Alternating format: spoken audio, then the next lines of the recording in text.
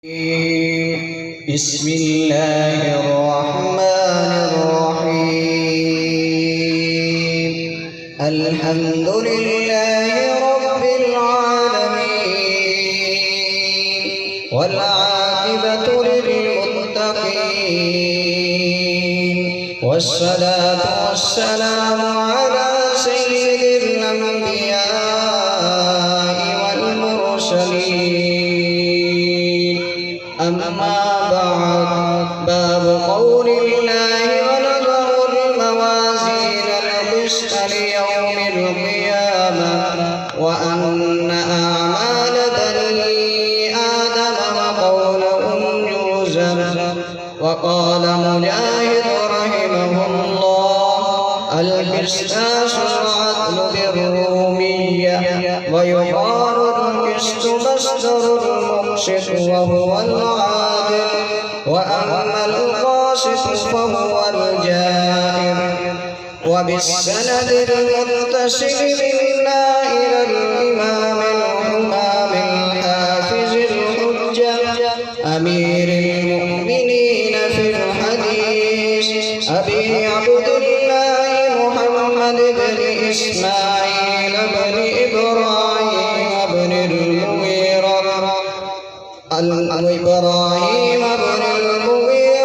البخاري البزدوي رحمه الله.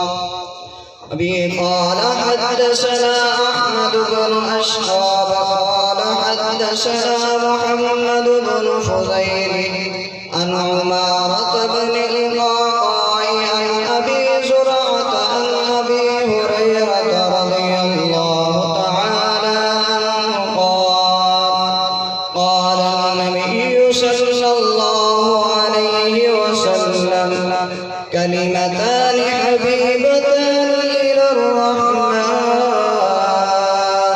خفيفتان على اللسان ثقيلتان في الميزان سبحان الله وبحمده سبحان الله العظيم.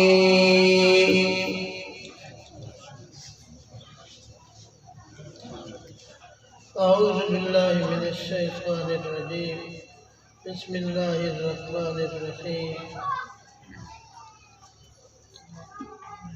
ہمارے دینی مدارس کے اندر، جامعات کے اندر، پورے ملک کے نظام تعلیم، دینی تعلیم کا جو نظام ہے، اس میں آخری سال میں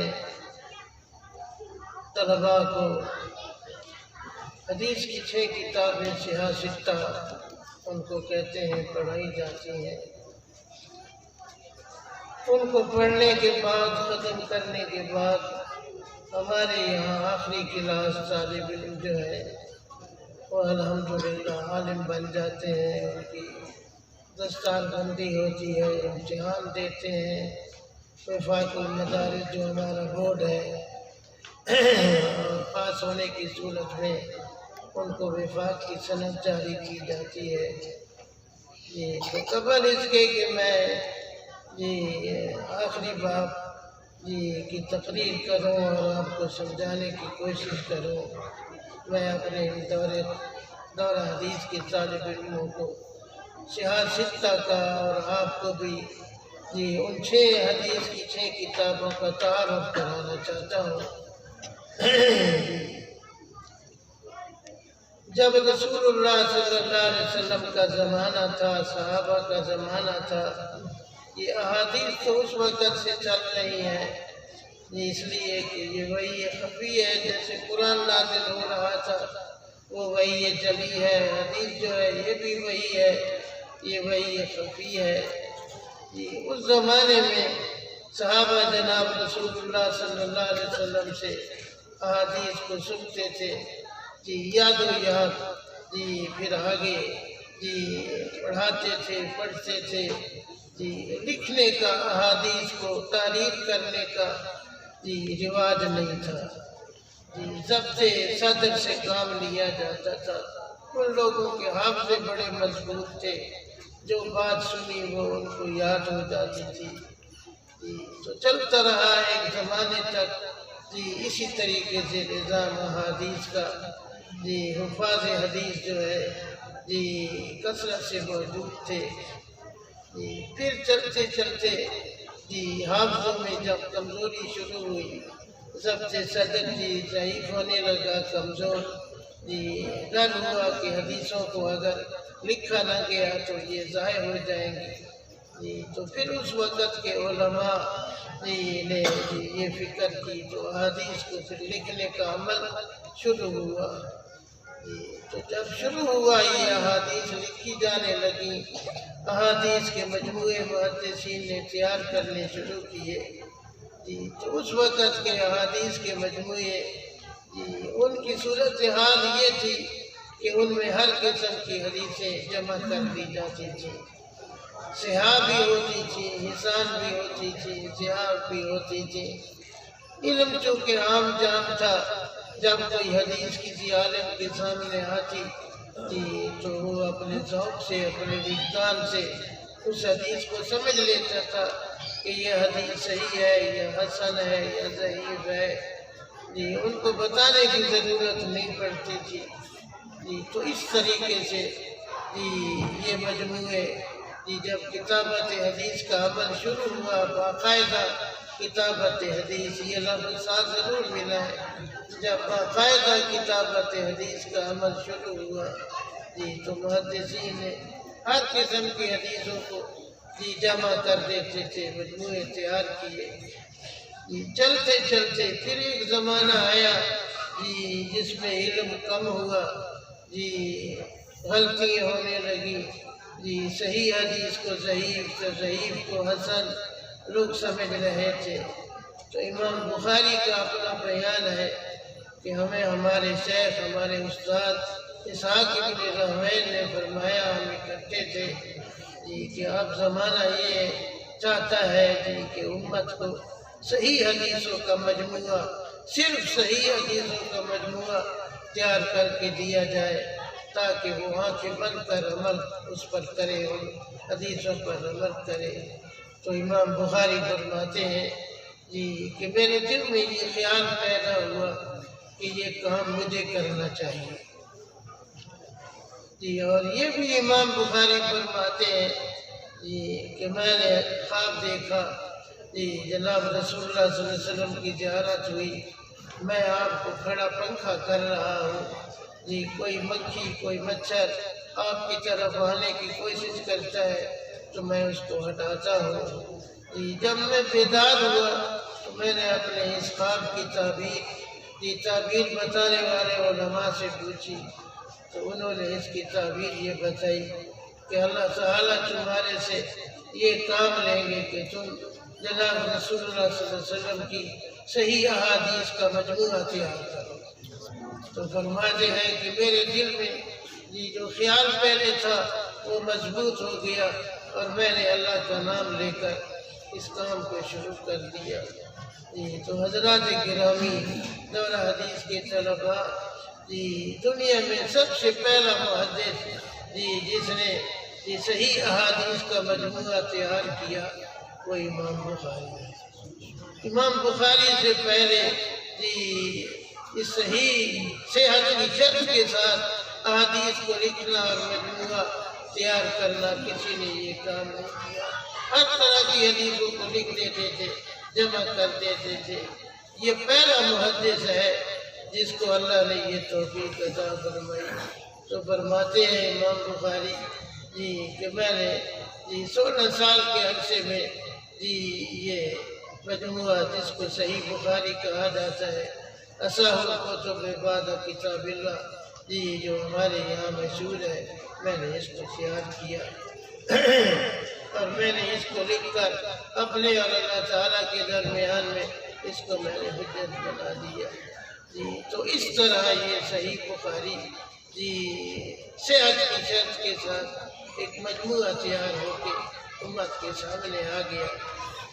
امام بخاری کے بعد پھر امام مسلم آئے انہوں نے صحیح مسلم لکھی امام بخاری کے شرط کے مطابق اور پھر ان کے بعد اور محدثین نے اسی کام کو صحت کی شرط کے ساتھ احادیث کو جمع کیا تو کئی صحاح لکھ دی گئی صحیح ابن خزامہ صحیح ابن سکن تو اس طرح صحاح کے کئی مجموعے تیار ہو گئے، لیکن محدثین کا اتفاق ہے کہ اصح الصحاح جو ہے وہ یہی دو کتابیں ہیں، صحیح بخاری اور صحیح مسلم، اس لیے ان کو صحیحین کہا جاتا ہے۔ تو 6 کتابیں جو حدیث کی ہمارے طلباء پڑھتے ہیں اور ان کو پڑھائی جاتی ہیں، ان میں یہ اصح الصحاح صحت کی شرط کے ساتھ جو مجموعے تیار ہوئے وہ یہ صحیح بخاری اور صحیح مسلم ہے۔ باقی جامع ترمذی، سنن ابو داؤد اور سنن نسائی، ابن ماجہ اور بعض کی رائے موطا امام مالک وہ بھی صحاح ستہ میں شمار کر لی گئی، ان کو بھی صحاح کہہ دیا جاتا ہے، تو وہ تقریباً کہہ دیا جاتا ہے کہ اکثریت ان میں ایسی حدیثوں کی ہے جو صحیح ہے۔ باقی صحت کی شرط کے ساتھ جو مجموعے تیار ہوئے وہ صحیح بخاری اور صحیح مسلم ہے۔ البتہ پھر ان دونوں میں کس کو فوقیت دی جائے اور کس کو سمجھا جائے کہ وہ مفروض ہے، اس میں اختلاف ہوا۔ تو ایک رائے یہ ہے کہ صحیح بخاری کو ترجیح ہے، ایک رائے یہ ہے کہ صحیح مسلم کو ترجیح ہے۔ تطبیق ان دونوں میں یہ ہے کہ جیسے مختلف ہوتی ہیں، کسی جہت سے کوئی حکم ہوتا ہے، دوسری جہت سے کوئی اور حکم ہوتا ہے، تو صحیح بخاری بھی کو ترجیح ہے وہ صحت کے اعتبار سے، صحیح مسلم کو ترجیح ہے صحیح بخاری پر حسن سیاق کے اعتبار سے، ترتیب کے اعتبار سے کہ صحیح مسلم کی ترتیب بڑی عجیب ہے۔ تو یہ نزاع یوں ختم ہو گیا۔ باقی رہا یہ مسئلہ کہ احادیث جو ہے جناب رسول اللہ صلی اللہ علیہ وسلم کی، ان کی تعداد کتنی ہے؟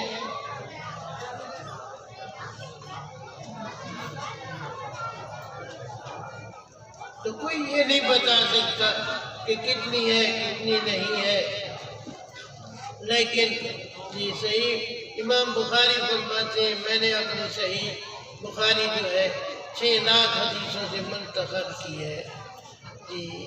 امام احمد بن حنبل فرماتے ہیں میں نے اپنی مسند جو ہے وہ 7.5 لاکھ حدیثوں سے منتخب کی ہے۔ اس سے معلوم ہوتا ہے کہ حدیث لاکھوں کی تعداد میں تھی۔ اب سوال ہوا کہ جب لاکھوں کی تعداد میں تھی تو اب تو یہ حدیث کی تعداد لاکھوں نہیں ہے، حدیث کی تعداد تقریباً 1 لاکھ بنتی ہے، وہ بھی محتاط اندازے کے مطابق۔ تو وہ حدیثیں کدھر گئی؟ تو یہ ایک سوال ہے، اس کا جواب آپ کو سمجھنا ہوگا۔ اس کے 2 جواب ہیں۔ ایک جواب یہ ہے کہ حدیث کے 2 حصے ہوتے ہیں، ایک حصہ متن ہوتا ہے، ایک حصہ سند ہوتا ہے۔ تو یہ جو لاکھوں کے اعتبار سے تعداد بتائی جا رہی ہے وہ متن کے اعتبار سے نہیں، وہ سند کے اعتبار سے۔ ایک متن کی سندیں کئی ہوتی ہیں، 10 20 سندیں ہوتی ہیں، جیسا کہ صحیح مسلم میں یہی کچھ بیان ہے، ایک حدیث کی کئی سندیں ذکر کرتی ہیں۔ تو سندوں کے اعتبار سے لاکھوں کے حساب سے حدیثیں تھیں، متن بھی لاکھوں کے اعتبار سے نہیں تھا۔ ایک جواب یہ۔ دوسرا جواب یہ ہے کہ تھی تو احادیث لاکھوں کے حساب سے، حفاظ حدیث سے، لیکن موت پیچھے لگی ہوئی ہے، حفاظ حدیث فوت ہوتے گئے، دنیا سے رخصت ہوتے گئے، تو ان کی حدیثیں جو ہیں وہ ضائع ہو گئیں، اس لیے اب وہ تعداد نہیں رہی کہ لاکھوں کے حساب سے ہم کہیں احادیث ہے۔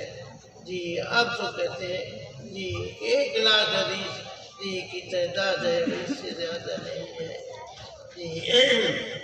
تو بہرحال جی صحیح بخاری جی کو امام بخاری نے تصنیف کر دیا جی، ان کے شیخ کی تمنا آرزو پوری ہو گئی جی۔ حضرات گرامی، ہمارے اس ادارے کے اندر اور دوسرے بڑے جامعات اداروں میں صحیح بخاری کا جہاں درس ہوتا رہا سال بھر جی، یہاں بھی ہوتا رہا، وہ سبق چلتا رہا جی۔ تو چلتے جی آج جو ہے صحیح بخاری کا جی آخری سبق پڑھایا جا رہا ہے، پڑھا جا رہا ہے جی،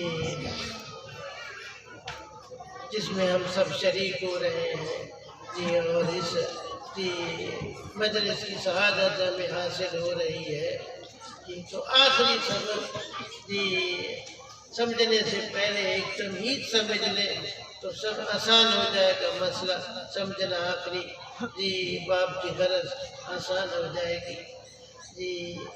امام ابو حنیفہ رحمۃ اللہ علیہ جی، ہم تو ان کو اس حیثیت سے جانتے ہیں کہ وہ ایک جی مجتہد تھے، بہت بڑے فقیہ تھے جی، لیکن جی وہ مجتہد بھی تھے، بہت بڑے فقیہ بھی تھے۔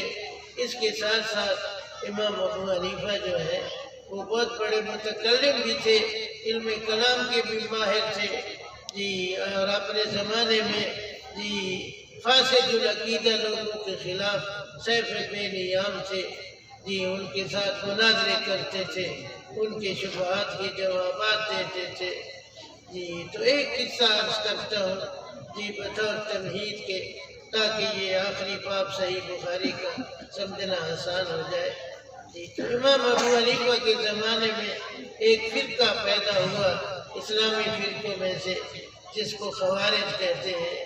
ان کا عقیدہ یہ ہے جی کہ گناہ کرنے سے آدمی کافر ہو جاتا ہے۔ چور نے چوری کی تو وہ کہتے ہیں کافر ہو گیا، زانی نے زنا کیا تو وہ کہتے ہیں کافر ہو گیا، ایمان اسلام اس کا ختم ہو گیا۔ یہ خوارج کا عقیدہ ہے، ان کا مذہب ہے، اور یہ قرآن حدیث کے خلاف ہے جی۔ قرآن حدیث سے معلوم ہوتا ہے گناہ کرنے والا فاسق فاجر تو ہوتا ہے لیکن کافر نہیں ہوتا جی۔ تو امام ابو حنیفہ اپنی مسجد میں بیٹھے ہوئے تھے جی، تو ان کی مسجد میں جی اسی خوارج کے کچھ آدمی تلواریں ننگی کی وہی آ گئے مسجد میں داخل ہوئے۔ امام ابو حنیفہ سے کہنے لگے جی امام ابو حنیفہ، آج ہم تم سے ایک مسئلہ پوچھنے آئے ہیں، وہ مسئلہ بتاؤ جی۔ تو امام ابو حنیفہ نے فرمایا جی کہ یہ تلواریں تو ننگی جی اپنے نیام میں ڈالو، پھر تم مسئلہ مجھ سے پوچھو جی، مجھے وحشت ہو رہی ہے۔ تو وہ کہنے لگے کہ نہیں، یہ آج تلواریں نیام میں نہیں جائیں گی، یہ تمہاری گردن پر چلیں گی اگر تم نے مسئلہ غلط بتایا۔ خیر جی، امام صاحب نے فرمایا پوچھو بھی کیا مسئلہ پوچھنا ہے۔ تو وہ کہنے لگے باہر دروازے پر جی 2 جنازے ہیں، ایک جنازہ ایک مرد کا ہے، اس نے شراب پی ہے اور اس میں مر گیا وہ جی، یہ گناہ کیا اس نے۔ ایک جنازہ ایک عورت کا ہے جی، وہ غلط جی طریقے سے حملہ ہوئی جی، وضع حمل کے وقت وہ مر گئی، اس کا جنازہ ہے۔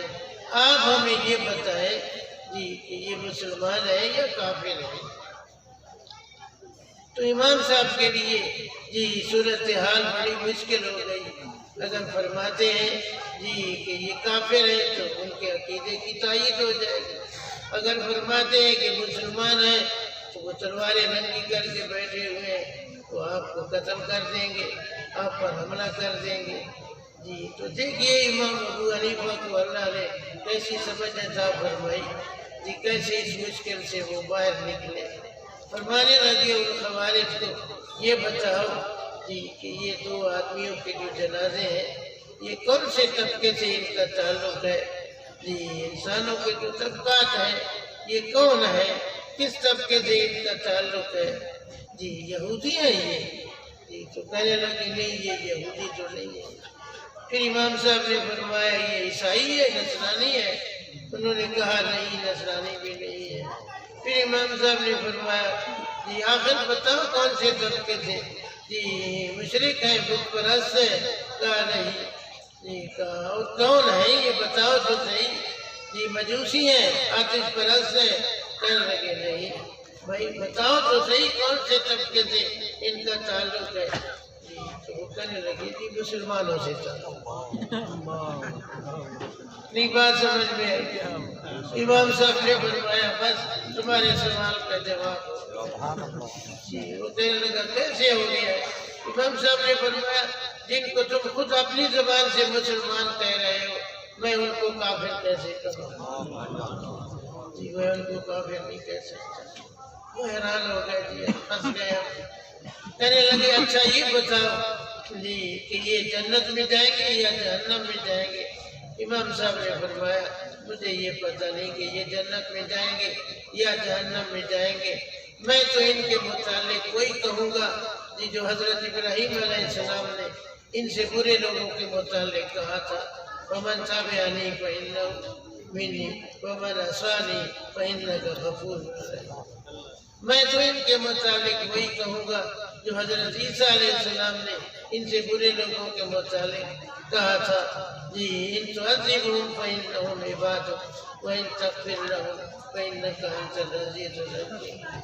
جی ہدایت ملنے کا اللہ کی طرف سے بھی کوئی وقت ہوتا ہے کہ ہر وقت بھی ہدایت نہیں ملتی ہے انسان کو، کوشش کرنے کے باوجود بھی ان کو بات سمجھ میں آ گئی جی انہوں نے اسی وقت امام صاحب کے ہاتھ پر توبہ اور اہل سنت والجماعت کا عقیدہ ہے جی کہ گناہ کرنے والا آدمی جی فاسق فاجر تو ہوتا ہے لیکن کافر نہیں ہوتا۔ فسق فجور کی وجہ سے جہنم میں جائے گا کچھ زمانہ سزا بھگت کر، اللہ تعالیٰ پھر اس کو جہنم سے نکال کر جنت میں ڈالیں گے۔ یہ اہل سنت والجماعت کا عقیدہ ہے جی۔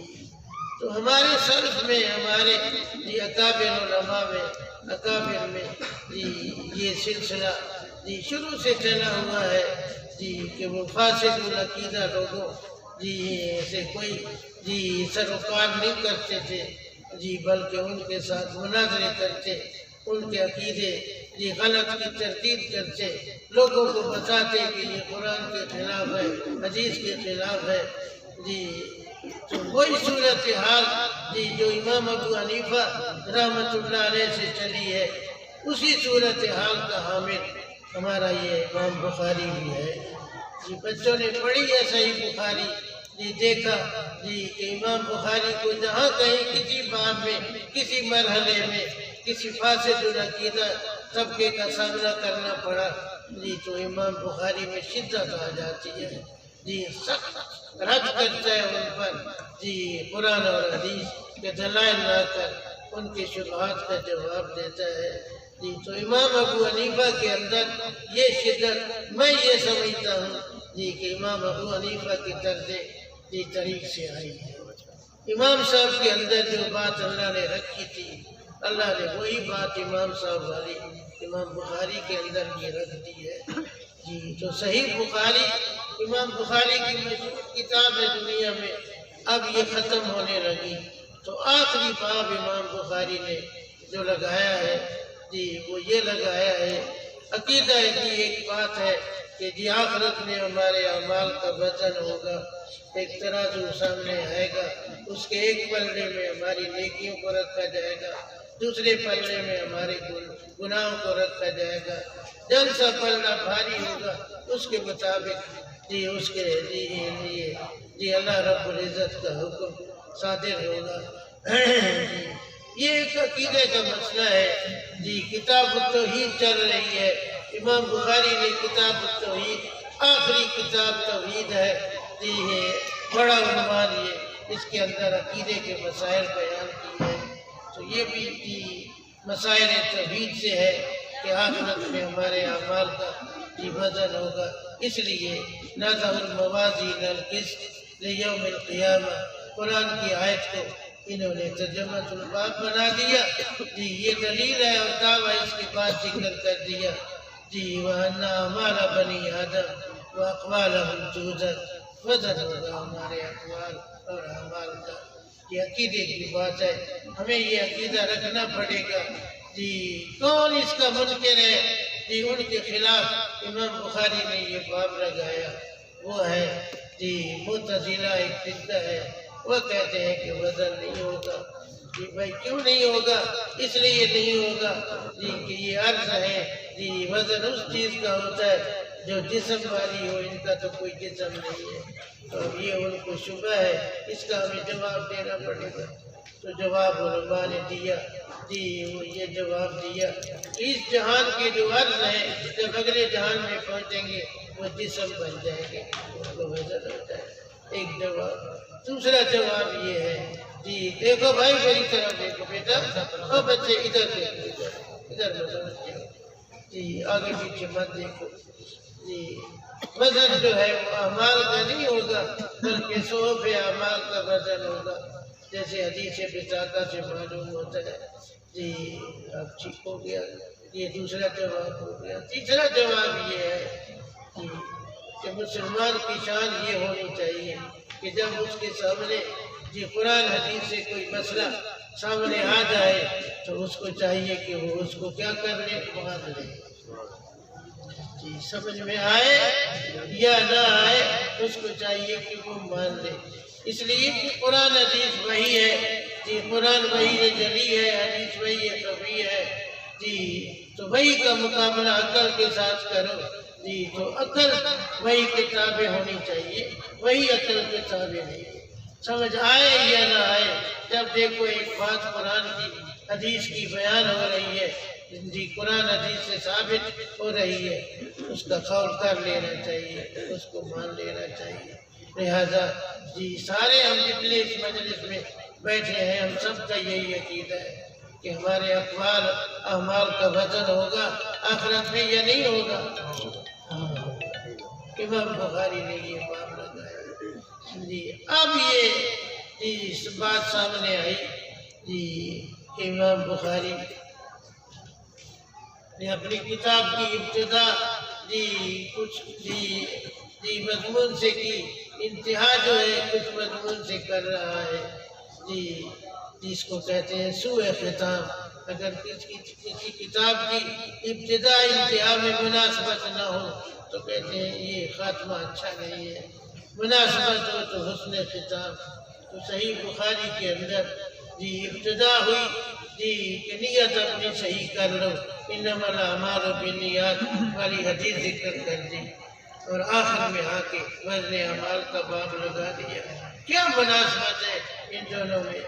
تو حضرات گرامی میرے عزیز طلباء، جی یہ وزن اعمال کا باب جی آپ غور کریں، جی توجہ جی نظر غائب کریں، جی تو سمجھ آ جائے گا جی کہ یہاں بھی حسن نیت کی تعریف دینا چاہیے، اس لیے کہ کن کے اعمال کا وزن ہوگا؟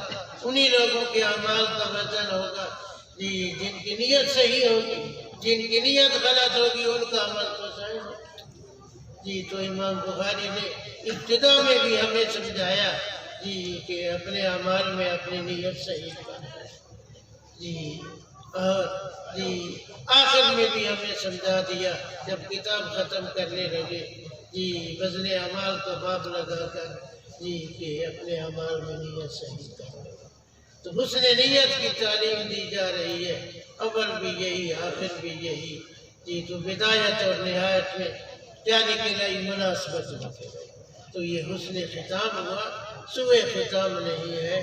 اور پھر امام بخاری جی کا دیکھو نا اشارہ، جی شروع میں یہی مسئلہ بتایا، آخر میں بھی یہی مسئلہ بتایا، ہمیں سمجھا دیا جی کہ ایک وقت میں نیت اچھی ہو، ایک دوسرے وقت میں نیت بری ہو، اس سے کام نہیں چلے گا، نیت صحیح پر دوام کرو، جی کوئی مرحلہ ایسا نہ ہو جس میں نیت فاسد ہو جائے، نیت غلط ہو جائے، جی بلکہ اس پر دوام کرو تو پھر کام چلے گا۔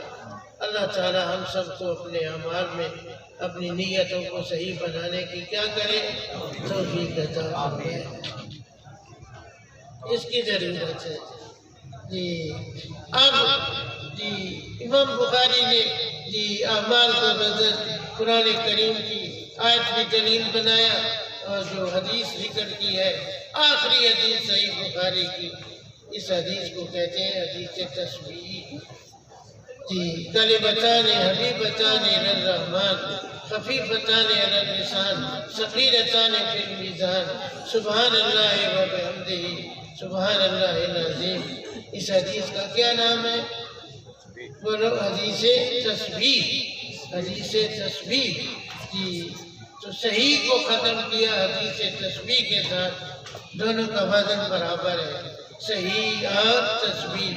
اشارہ دے دیا کہ میری کتاب کو جی پڑھتے رہو گے، پڑھاتے رہو گے، اس کی خدمت کرتے رہو گے، جی تو جیسے اللہ تعالیٰ کی تسبیح کرنے والے کو اللہ تعالیٰ کی طرف سے اجر و ثواب ملتا ہے۔ میری کتاب کی خدمت کرتے رہو گے، پڑھتے رہو گے، پڑھاتے رہو گے، اللہ تعالیٰ تمہیں بھی اجر و ثواب دیتا ہے۔ خوش نصیب ہے صحیح بخاری کا درس دینے والے محدثین علماء کرام کہ ان کو اللہ تعالیٰ کی طرف سے اس کتاب کے پڑھنے پڑھانے پر ایسا اجر مل رہا ہے جیسے اللہ کی تسبیح کرنے کا اجر ملتا ہے۔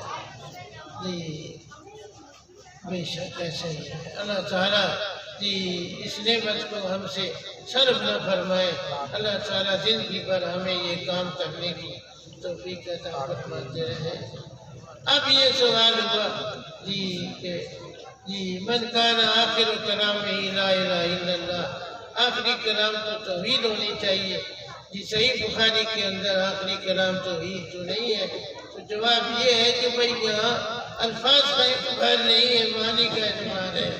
توحید کا مضمون تو آ گیا، اس لیے کہ تسبیح جب حدیث تسبیح آ گئی، تسبیح کا معنی تنزیہ ہے، اللہ تعالیٰ ہر عیب سے پاک ہے۔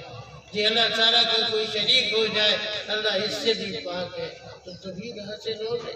جی تو اعتبار معنی کا ہوتا ہے، الفاظ کا اعتبار نہیں ہوتا، مقصد حاصل ہو گیا۔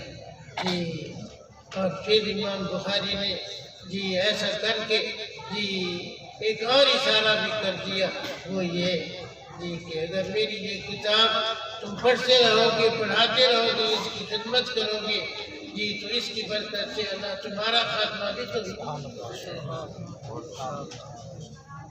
اللہ تعالیٰ جی جی جی یہ احسان فرمائے گے جی کہ تمہارا خاتمہ بھی توحید پر ہو جائے گا، جی خاتمہ اچھا ہوگا ایمان پر خاتمہ۔ جی تو بہرحال سمجھنے کی چیز یہ ہے جی کہ صحیح بخاری کتاب الایمان سے شروع ہوئی، ایمان توحید ایک چیز ہے، توحید پر خاتمہ ہو گیا کتاب پر، جی تو سمجھا دیا اول بھی توحید ہے، آخر بھی توحید ہے۔ جی اس لیے کہ نجات کا دار و مدار توحید پر ہے، عقیدہ صحیح ہونے پر ہے، بتا دیا عقیدے صحیح رکھو گے تو نجات ہو جائے گی، عقیدے تمہارے غلط ہو گئے، قرآن حدیث کے خلاف ہو گئے، تم یہ فرقوں کی نظر ہو گئے تم، جی تو تم پھر تمہاری نجات نہیں ہوگی۔ اول بھی توحید، آخر بھی توحید، اس کا لحاظ کرو۔ اللہ تعالی ہم سب مسلمانوں کو اپنے عقیدے صحیح رکھنے کی توفیق عطا فرمائے۔ کہہ دو نا سارے آمین۔ اس کی کوشش ہونی چاہیے کہ عقیدہ صحیح ہو، اس پر علماء کو محنت کرنی چاہیے۔ فاسد العقیدہ، بد عقیدہ لوگوں سے اپنے آپ کو بچاؤ، جی ان کے پیچھے نہ چلو، جی ان کے ساتھ دوستی نہ لگاؤ، جو غلط عقیدے رکھتے ہیں جی ان کے ساتھ کوئی کمپرومائز جی کوئی صلح نہیں ہے، جی ان لوگوں کے ساتھ جی رہو جن کے عقیدے صحیح ہیں۔ تمہارے صحیح عقیدوں کی برکت سے اللہ تعالیٰ ان کے عقیدوں کو بھی صحیح بنا دے۔ بہرحال اس کی کوشش کرو، اللہ تعالیٰ ہم سب کو اس کی توفیق عطا فرمائے۔ جی تو آخری حدیث جی اللہ جی جناب رسول اللہ صلی اللہ علیہ وسلم نے فرمایا جی جو کلمے ہیں، کلموں سے مراد کلامیں ہیں جو جی رحمان کو محبوب ہیں، خفیفتان علی اللسان، جی کہنے میں ہلکا پھلکے ہیں وہ دونوں کلامیں، ثقیلتان فی المیزان، یہ خبر مقدم ہے۔ جی جناب رسول اللہ صلی اللہ علیہ وسلم نے خبر کو پہلے ذکر کر دیا، مبتدا کو بعد میں، تاکہ مبتدا کا شوق پیدا ہو جائے۔ شوق کے بعد جو چیز حاصل ہوتی ہے جی اس کی بڑی قدر ہوتی ہے۔ جی وہ کیا ہے ایسے دو کلامیں تو آخر میں بتا دیا بعد میں تو سبحان اللہ و بحمدہ سبحان اللہ العظیم سب کہہ رہے ہو اپنی زبان سے سبحان اللہ و بحمدہ سبحان اللہ العظیم. یہ اللہ کے ذکر کے دو کلمے ہیں. اللہ تعالی ہمیں جی یہ ذکر کرنے کی بھی توفیق عطا فرمائے. جی بہرحال کتاب شروع ہوئی نیت سے. نیت سب سے پہلے ہوتی ہے عمل میں اور کتاب کو ختم کر دیا ایک ایسی چیز پر اللہ کے ذکر پر جی جو اکثر غایات ہے. ایک مقصد ہوتا ہے ایک مقصدوں کا مقصد ہوتا ہے. اللہ کا ذکر کیا ہے یہ مقصدوں کا مقصد ہے. جی نیت سب سے پہلے ہوتی ہے جو مبدأ المبادی ہے اس سے کتاب کی ابتدا کر دی. جو مقصدوں کا مقصد ہے اللہ کا ذکر اس پر کتاب کو ختم کر دیا. جی کمال کر دیا. اللہ تعالیٰ جی امام بخاری کو جو ہم سب کے استاد ہیں جی اپنی شایان شان ان کو اجر عطا فرمائے اور ان کی قبر پر کروڑہا رحمت نازل فرمائے. جی آخر دعوانا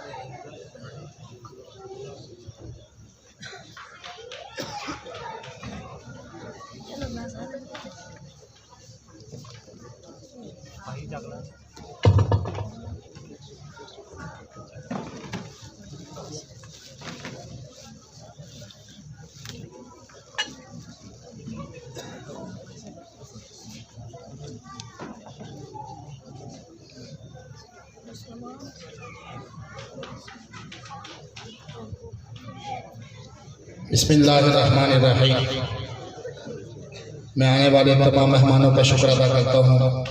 اللہ رب العزت سب کا آنا قبول فرمائے اور خصوصاً یہ ہمارے بڑے حضرات اساتذہ کرام اور اساتذہ کرام کے بھی اگر اساتذہ اور شیخ المشائخ حضرت خواجہ صاحب اور اسی طرح حضرت مولانا معین الدین بھٹو صاحب اور اسی طرح باقی جتنے حضرات موجود ہیں اس وقت اسٹیج پر میں تمام حضرات کا دل کی گہرائیوں سے شکر ادا کرتا ہوں. ابھی دستار بندی کا عمل ہوگا اس کے بعد حضرت خواجہ صاحب دعا کروائیں گے اور اس کے بعد پروگرام کا سلسلہ آگے جاری رہے گا. ہمارے نعت خوان حضرات وہ تشریف لا چکے ہیں یہاں پر موجود ہیں تو یہ پروگرام ختم نہیں ہوگا. یہ ہمارے بزرگ حضرات ہیں کہ چونکہ زیادہ تر بیٹھنے کے بس میں بھی نہیں ہے مشکل بھی ہے ان کے لیے تو ان حضرات سے دعائیں لے کر ان حضرات کو اجازت دے دیں گے. انشاءاللہ یہ حضرات بھی ہمیں اپنی دعاؤں میں یاد رکھیں گے. تو ابھی دستار بندی کا عمل شروع ہو گیا ہے. میں گزارش کروں گا کہ حضرت مولانا معین بھٹو صاحب آگے تشریف لائیں. مولانا اکرم صاحب بھی آگے تشریف لے آئیں. حضرت مفتی احمد علی صاحب میرے استاد محترم ہیں تشریف لائیں ذرا آگے. حضرت جی مولانا اسماعیل صاحب بھی اور اسی طرح مولانا عبدالحمید صاحب اور یہ دو بڑے ہمارے شیوخ حضرت اقدس مولانا یاسین صاحب اور حضرت اقدس خواجہ صاحب. میں تمام حضرات سے گزارش کروں گا کہ ذرا ایک لین کے اندر ہو جائے تاکہ بچوں کے سروں پر دست شفقت یہ حضرات کیا رکھتے جائیں اور طلباء چلتے جائیں. جزاک اللہ. مولانا عبد المالک صاحب آگے تشریف لیں.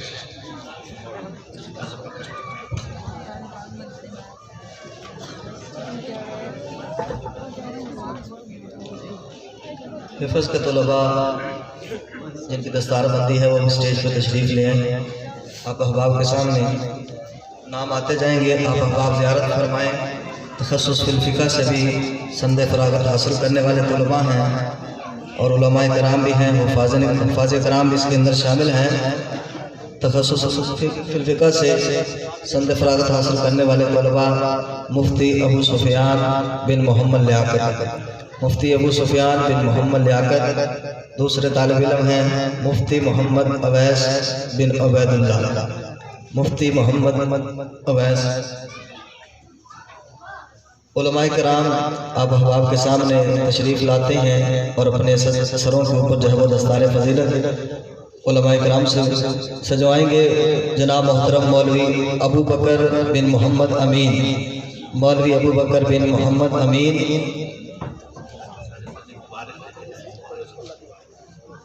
مولانا فرما رہے ہیں کہ آپ احباب مبارک دیتے جائیں. یہ اس کے ساتھ جو ہے وہ حوصلہ افزائی بھی ہوگی. آپ کی دعائیں بھی اس کے اندر شامل ہو جائیں گی. مولوی محمد کفیل بن محمد نواز. مولوی محمد زمان بن شبیر احمد. मौलवी मोहम्मद अमजद बिन फ़कीर मोहम्मद।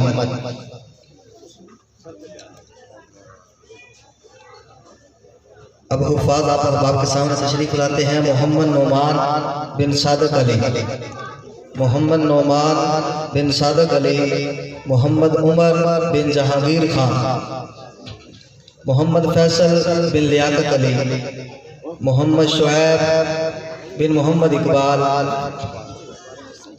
अली अहमद बिन बारिश अली, मोहम्मद हारून बिन मोहम्मद इकबाल, मोहम्मद अमानुल्लाह, मोहम्मद अमानुल्लाह, मोहम्मद राशिद, हमजा साइम बिन रियासत अली, हमजा साइम बिन रियासत अली। माशाअल्लाह ये खुश नसीब हैं कि जिन्होंने उलूम दीन को अपने सीनों के अंदर महफूज फरमाया। अल्लाह पाक सारी ज़िंदगी इन्हें दीन के ऊपर इस्तिकामत नसीब फरमाए।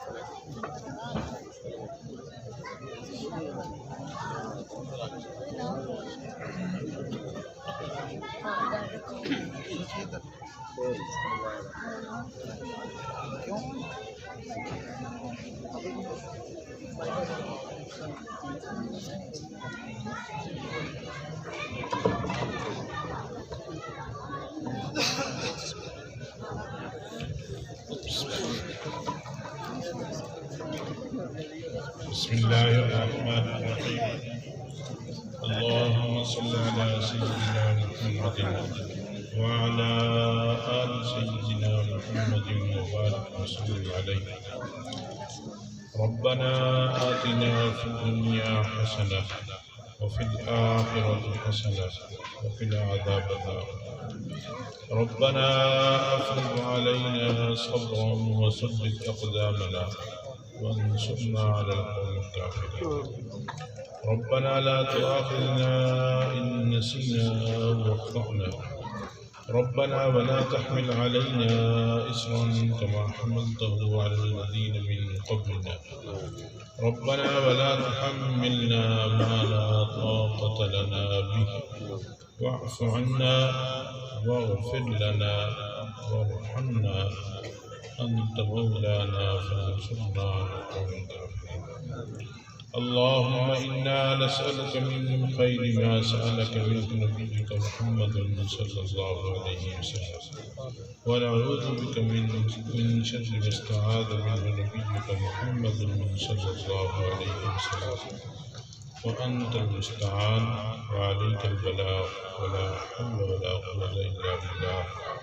یا الہ العالمین جامع انوار العلوم کی اس تقریب کو اپنی بارگاہ میں قبول فرما۔ یا اللہ جنہوں نے اس کے لیے انتظام کیا ہے، انتظام کیا ہے، یا اللہ ان سب کو اپنی رضامندی اور خوشنودی سے سرفراز فرما۔ اور جن طلباء عزیز کی یہاں تکمیل ہوئی ہے بخاری شریف کی اور قرآن پاک کی، یا اللہ ان کو بھی اپنی رضامندی اور خوشنودی سے سرفراز فرما۔ یا اللہ اس ادارے کو زندگی رات چنا ترقی عطا فرما۔ اس کی جو رپورٹ پیش کی گئی ہے اور ان کے لیے جو مشکلات ہیں، یا اللہ ان سب میں آسانیاں پیدا فرما اور ان کی حکمت کو اپنی بارگاہ میں قبول فرما۔ یا الہ العالمین ہمارے ملک پاکستان کی حفاظت فرما، اس کو داخل خارجی فتنوں سے محفوظ فرما اور اس کی حفاظت فرما۔ یا اللہ پاکستان کے اندر جتنے بھی دینی جامعات ہیں، مساجد ہیں، مدارس ہیں، دینی قیادت ہے، دینی شخصیات ہیں، یا اللہ سب کو اپنی رضامندی اور خوشنودی سے سرفراز فرما اور ان کی حفاظت فرما۔ یا الہ العالمین تمام مریضوں کو شفاء کاملہ عاجلہ مستمرہ نصیب فرما۔ جو ہمارے حضرات بڑے اس سال فوت ہو گئے ہیں، باقی احباب جو اس دنیا سے قضا فرما گئے ہیں، یا اللہ ان سب کی مغفرت فرما اور ان کے قبور کو منور فرما اور پسماندگان کو قبر جمیل عطا فرما۔ یا اللہ جن گھروں میں اولادیں ہیں ان کے نصیب اچھے فرما اور جن گھروں میں اولادیں نہیں ہیں ان کو اولاد کی نعمت سے سرفراز فرما۔ یا الہ العالمین جن گھروں میں اولاد نرینہ نہیں ہے، یا اللہ ان سب کو اولاد نرینہ عطا فرما۔ یا اللہ ہمارے حال پہ رحم فرما، اس تقریب کے برکت سے ہماری مغفرت فرما، بخشش فرما۔ اللہم احسن عاقبتنا فی الامور کلها واجرنا من خزي الدنيا وعذاب الآخرة۔ اللهم اصلح في ديننا وواسع في دارنا وبارك في رزقنا۔ سبحان ربك رب العزة عما يصفون وسلام على المرسلين والحمد لله رب العالمين آمين برحمتك يا رب۔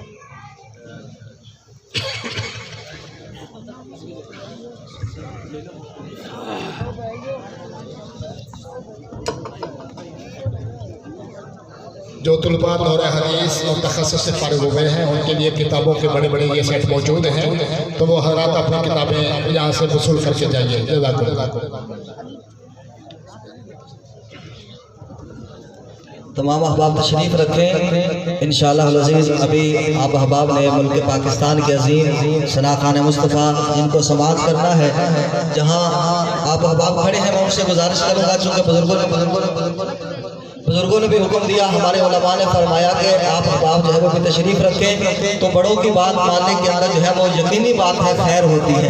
جو احباب پیچھے کھڑے نظر آ رہے ہیں ان سے بھی گزارش کروں گا کہ آگے تشریف لے آئیں، جگہ خالی نظر آ رہی ہے۔ یہ نظم و ضبط ماشاءاللہ کتنا خوبصورت بنا ہوا نظر آتا تھا، برائے مہربانی اس کو خراب نہ کیا جائے۔ آپ احباب سے گزارش ہے اگر کسی کو کوئی سخت تقاضا ہے تو وہ جا سکتا ہے۔